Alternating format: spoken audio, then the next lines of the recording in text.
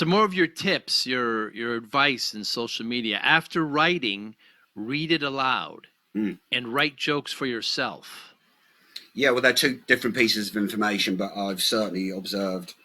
Again, I have to stress, over 10,000 open mic comedians have been in my room. I didn't see all of them, but I probably saw about 7,000 or 8,000 of them. And some of them come in and you can see they're trying to pander and write to what they think the audience will like. And that's just a terrible mistake. Try and write to make yourself laugh. Or a really good metric is if you've got a mate, a couple of friends that you enjoy making laugh, their comedy tone is right for you. That's why you're friends and they make you laugh.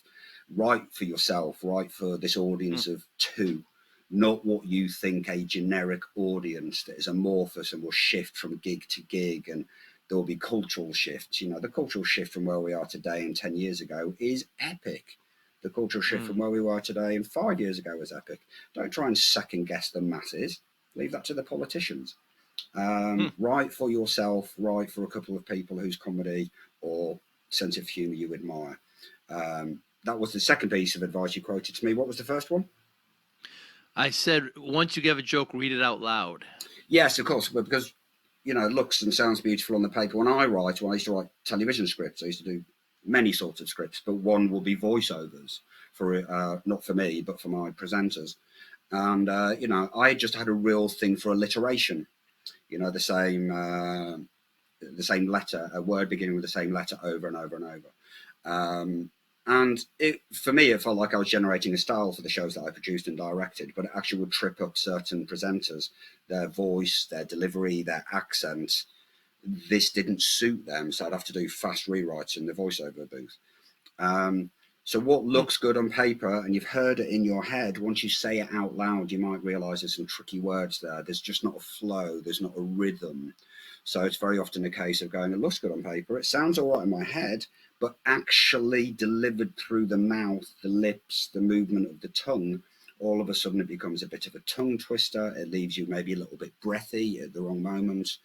These are all nuances, but if you put together 20 nuanced little pieces of information such as this, all of a sudden you've improved your set by 100% and more. So, editing is as important as writing. There's no two ways about that. It's absolutely true. The first draft is the worst draft is my phrase. That's what I like to say. But Ernest Hemingway's phrase was the first draft of everything is shit.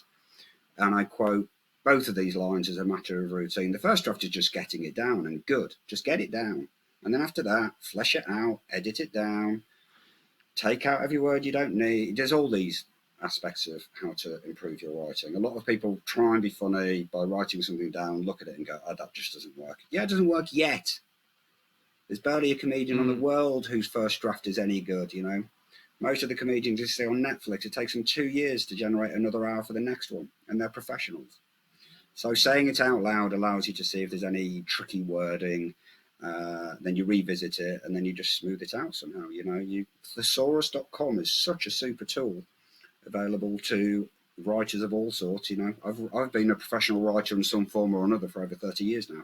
I still refer to it all the time. If that word's just not flowing, it's a bit tricky, maybe it's a little bit confusing. As I said, it's a homonym, it's got two meanings. You go to thesaurus.com and find another word that fits.